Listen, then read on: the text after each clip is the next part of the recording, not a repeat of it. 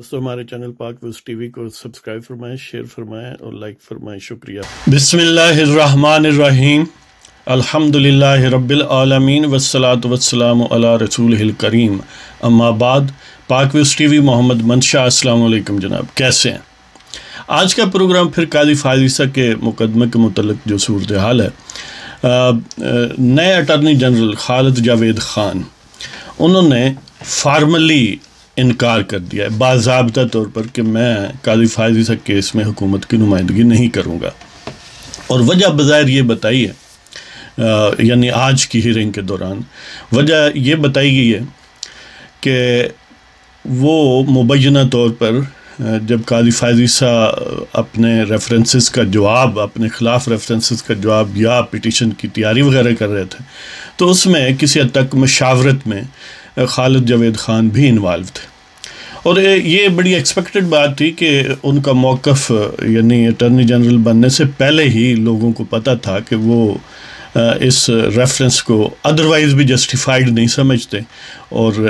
He would be reluctant to plead that case in the court of law. تو وہی ہوا، انہوں نے انکار کر دیا کہ میں یہ کیس حکومت کی طرف سے نہیں لڑوں گا۔ اب یہ ایک بڑی امبیرسنگ سچویشن ہے حکومت کے لیے کہ ایک طرف تو انہوں نے نیا اٹارنی جنرل ان کو نوٹیفائی کیا، نیا بنایا ہے، اور اٹارنی جنرل کا کام ہی یہ ہے کہ حکومت کی نمائندگی سپریم کورٹ میں کرنا، اور اس کام میں فی الحال حکومت جو ہے اس کے نزدیک سب سے بڑا کام قاضی فائز عیسیٰ کیس میں اپنے آپ کو بچانا ہے، یا قاضی فائز عیسیٰ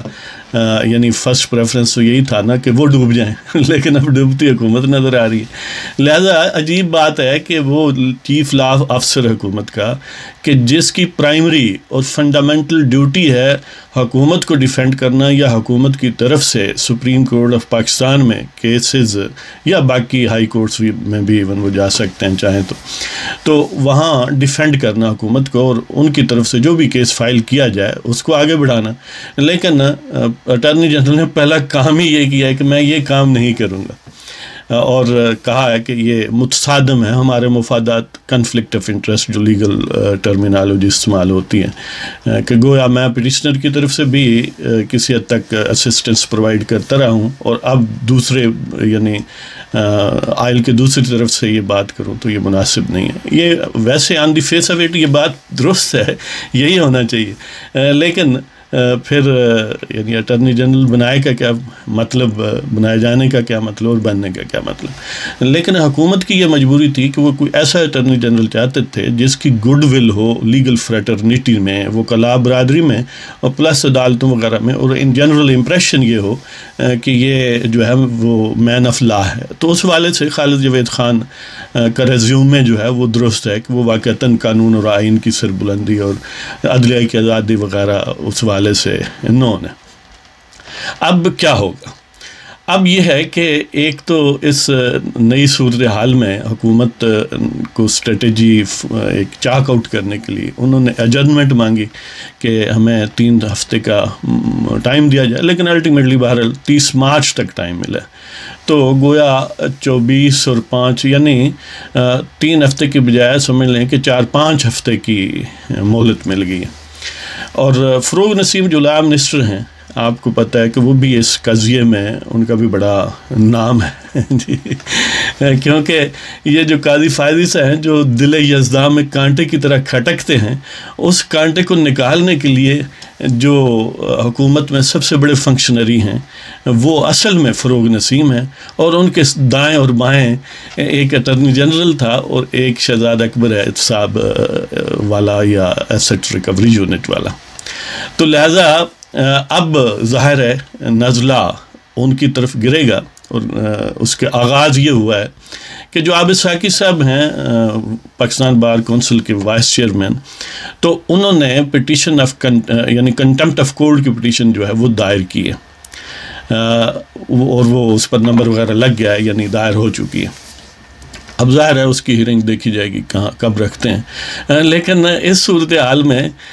ایک انڈیکیشن یہ ہے کہ جو بینچ کا سربراہ ہے عمر عطا بندیال، جناب عمر عطا بندیال معزز جج ہیں، تو انہوں نے اس قسم کا فیلر چھوڑا ہے کہ شاید ان کا جی چاہتا ہے کہ کنٹمپٹ کسی پر نہ لگائی جائے کیونکہ وہ توبہ طیب اور معافی شافی کے فضائل بیان فرما رہے تھے عابد ساکی کے حوالے سے، جب انہوں نے اس بات پر اصرار کیا کہ یہ ہونا چاہیے، اور کیونکہ نمبر آفس والوں نے نہیں لگایا تھا تو انہوں نے کہا کہ نمبر لگایا جائے، بہرحال وہ لگ گیا۔ تو مطلب یہ ہے کہ جو بینچ کے سربراہ ہیں وہ، اور ظاہر ہے ان کے کچھ ہم نواب بھی ہوں گے بینچ میں، تو وہ تو یہی چاہتے ہیں کہ بس ٹھیک ہے، قربانی ایک چھوٹی سی اگر اٹارنی جنرل کی ہو گئے تو کافی ہے، باقی بکروں کو بچا لیا جائے۔ لیکن دیکھتے ہیں کہ بکرے بچتے ہیں یا نہیں بچتے۔ دونوں طرف وہ جو کیا کہتے ہیں کلیش آف دی ٹائٹینز ہے، کہ ایک طرف سپریم کورٹ آف پاکستان کی ساکھ ہے کہ اگر اس بات پر اس کو لاجیکل اینڈ تک نہ پہنچایا جائے تو اس کا مطلب ہے کہ حکومت کا کوئی بھی فنکشنری جب چاہے، بے شک ایجنسیوں کی ماں پر یا اپنے طور پر یا ایجنسیاں ایٹ دی راؤنڈ، وہ اس کی جاسوسی کریں، سرویلنس کریں، اور اس کو جب چاہیں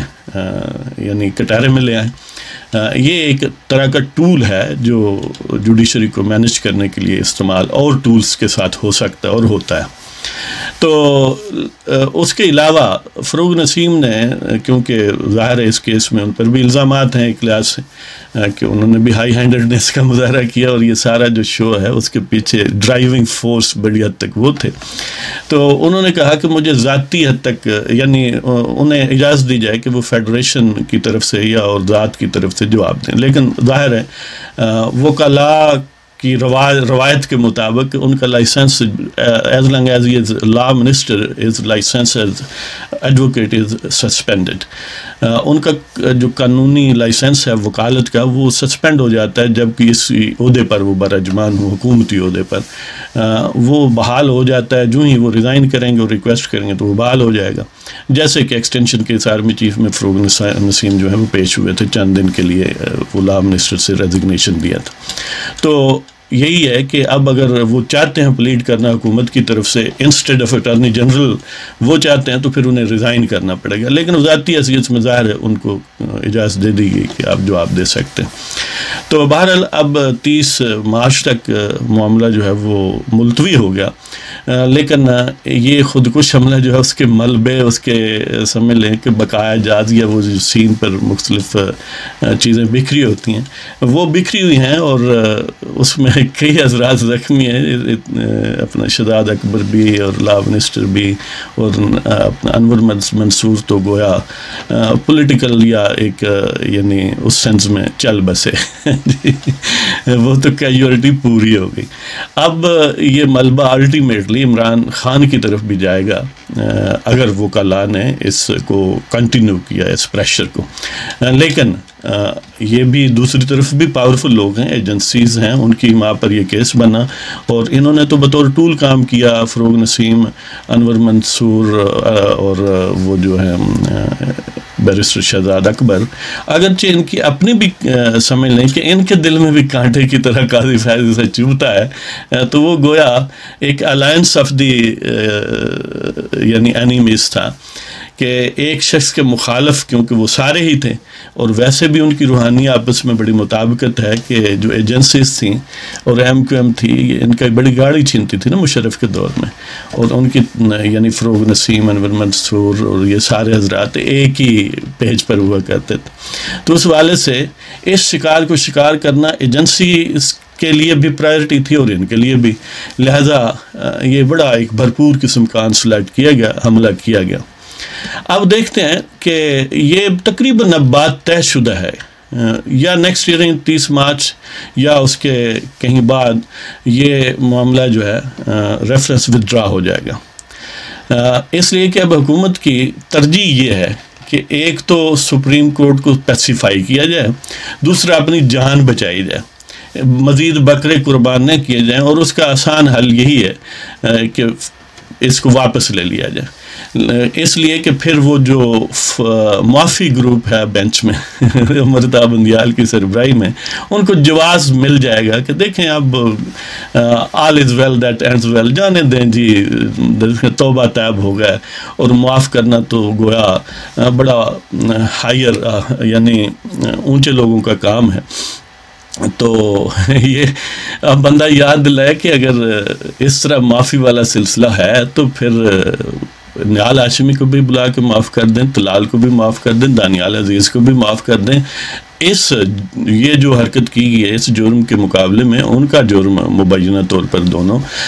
یعنی فار لیس ہے، بلکہ اس کی کوئی حیثیت ہی نہیں ہے کہ آپ کسی یعنی 10 ججوں کے گویا جھرمٹ میں بیٹھ کے ان کے سامنے عدالت لگی ہوئی ہے تو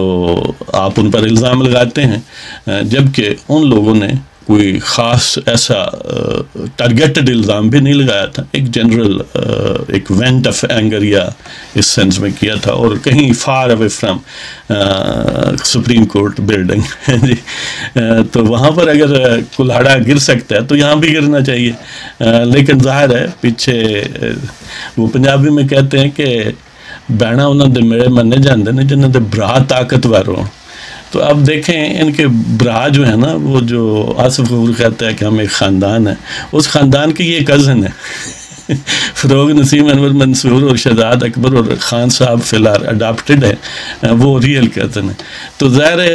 اگر وہ اپنے بھائی بندوں کی سپورٹ نہیں کریں گے، اور کام بھی انہی کے لیے کر رہے تھے، تو اور کس کی کریں گے؟ تو اس کے ساتھ ہی آپ کی اجازت چاہتے ہیں، دیکھتے ہیں